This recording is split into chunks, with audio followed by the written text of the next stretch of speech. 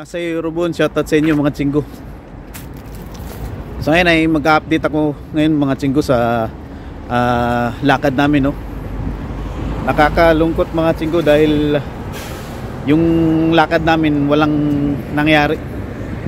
Papakita ko muna sa inyo yung lugar dito mga chinggo, ang ganda. Yan, no, sobrang ganda ng lugar, di ba? Dito. Ayan na nga mga lods. Di ba galing kami ng yung tech, tapos nung Sabado nagbiyahe kami papunta dito sa Incheon.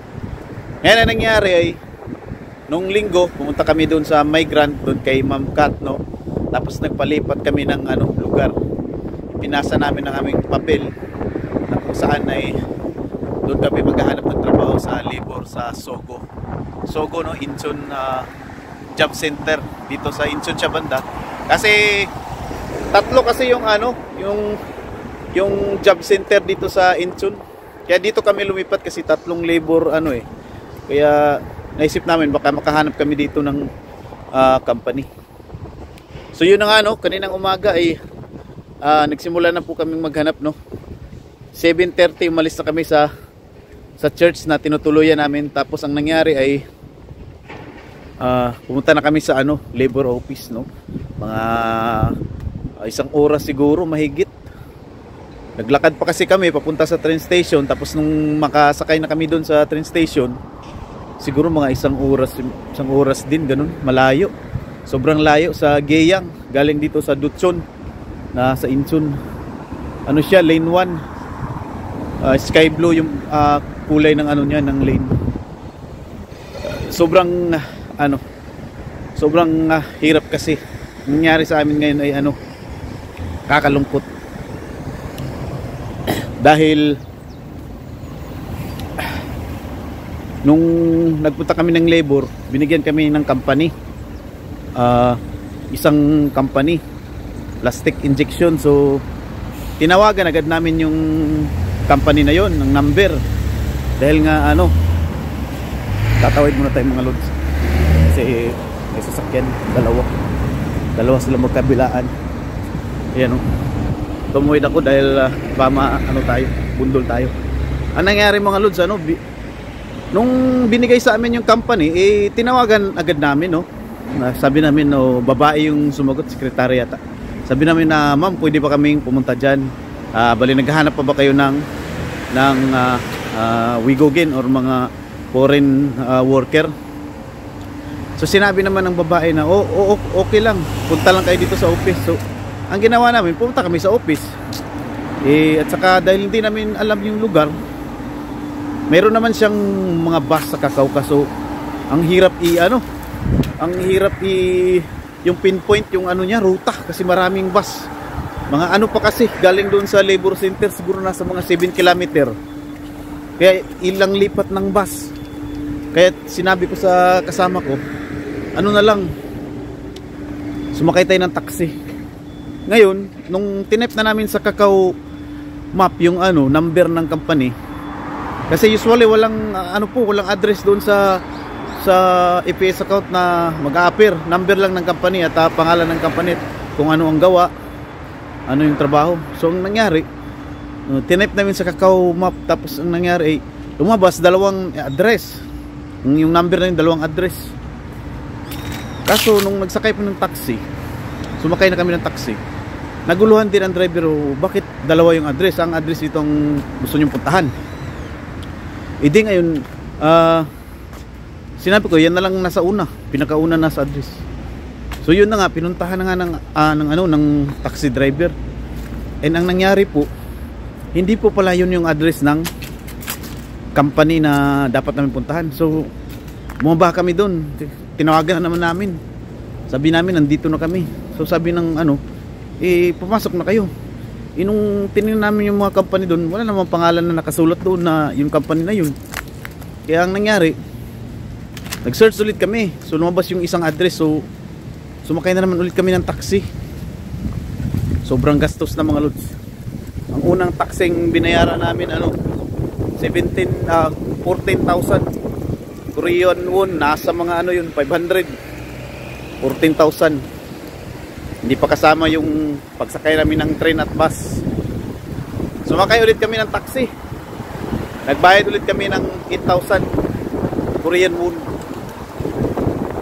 Tapos pagpunta namin doon, nakita na namin yung company. Tapos may Pinoy naman doon. Inausap namin kung ano yung mga benefits o anong mga patakaran ng company. Ngayon, may Koreano doon. Tapos sinabi ko sa Koreano, sabi kasi ng Koreano, pupunta ka na lang ng office, punta na kayo ng office. Nung pumunta na sana kami, di namin alam kasi yung office nila iba. Yung factory sa mismong office, ibang building. Medyo nasa malayo pa yung office.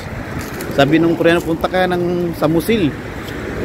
Tinanong namin yung Pinoy kung saan banda. At tinanong na namin sa mga gano'n na nga nung lahat ng mga patakaran or benefits. Ngayon tumawag yung Koreano dun sa office. Tas bigla na lang lumapit, sinabi sa amin na hindi na daw kailangan ng tao dahil may nakuha na. May nakuha na daw ang tao.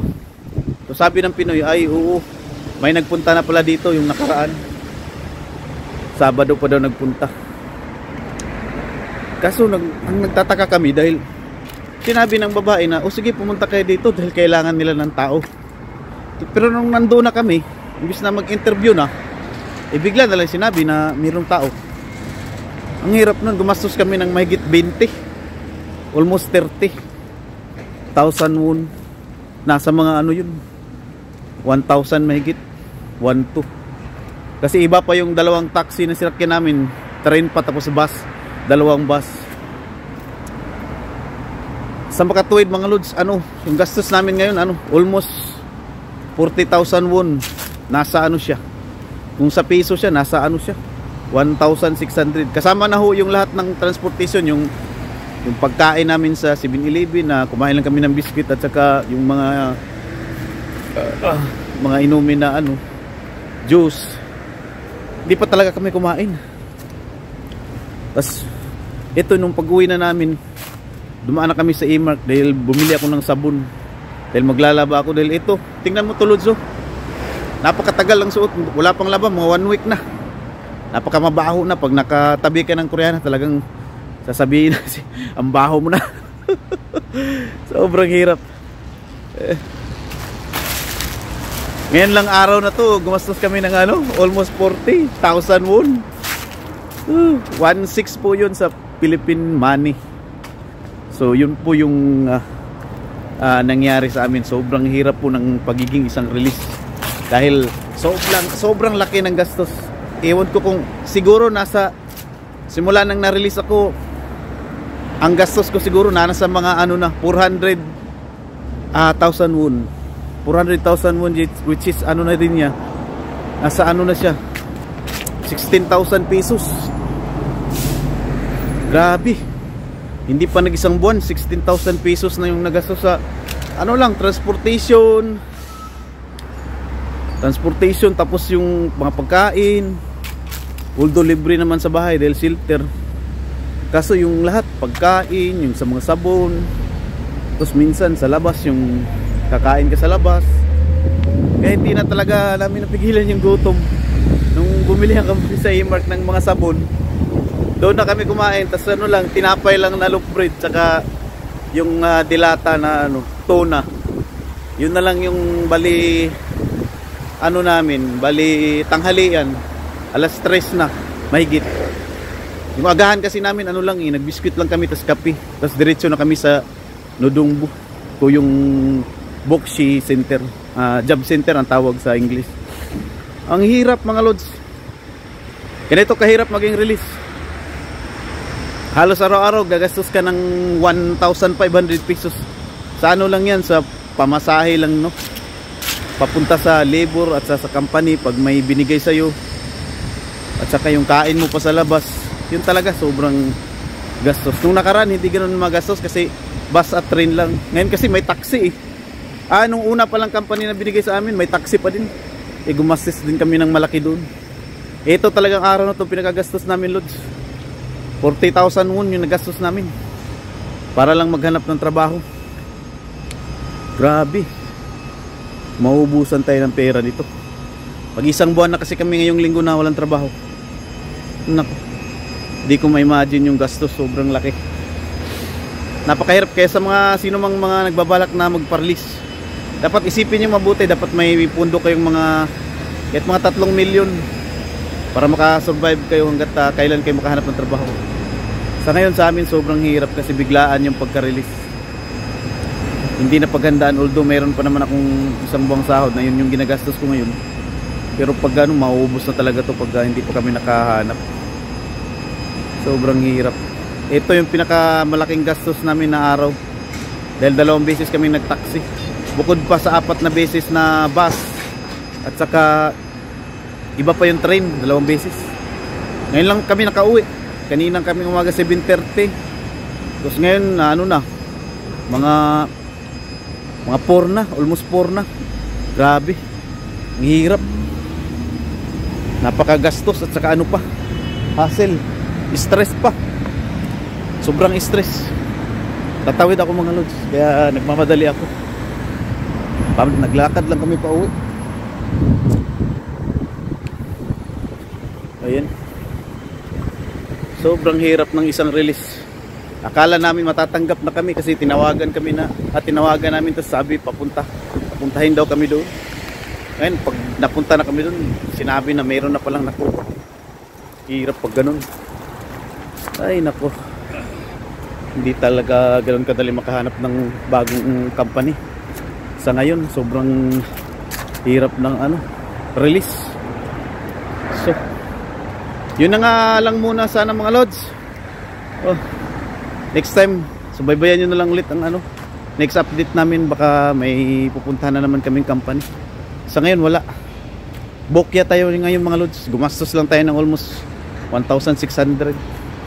Almost nasa mga talaga, kung ikita mo lahat yung mga pagkain nasa mga 2,000, 50,000 won, 2,000 pesos ngayong araw lang na ngayon. Grabe ang hirap kasi sobrang layo pala sa Incheon dito sa lugar namin, nasa dulo pa.